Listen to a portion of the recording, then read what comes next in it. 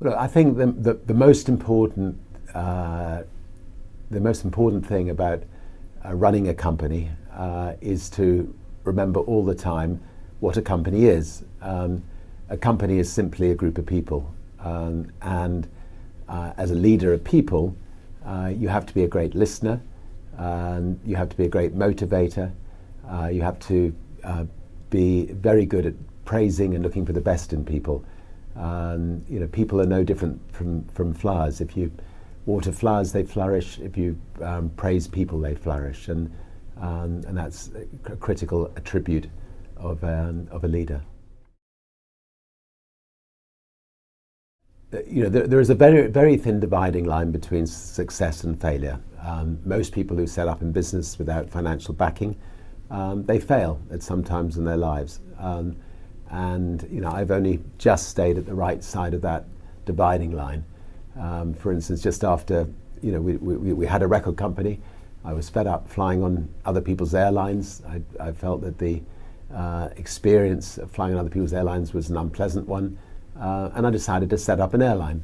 Our bank went into complete panic attack. And when I came back from doing the inaugural flight of Virgin Atlantic's very, very first flight from London to New York, I came back to find the bank manager sitting on my doorstep and informing me that they were going to close Virgin down on the Monday, and this was the Friday, and that I had 2 days to effectively pay them off the monies that they'd loaned us. And I remember pushing the bank manager out of my house, telling him he wasn't welcome, which is a dangerous thing to do to your bank manager, and then spending the weekend ringing around the world to all of the distributors of our music, asking if they could give us a temporary loan to get us through the following week, which they were good enough to do. And by the end of the week, we'd changed banks.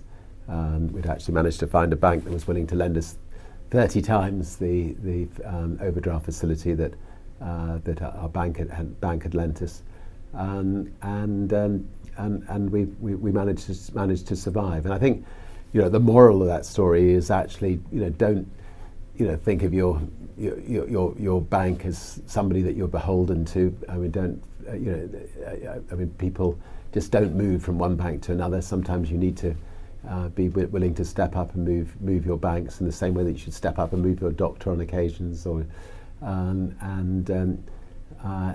I learned from that lesson.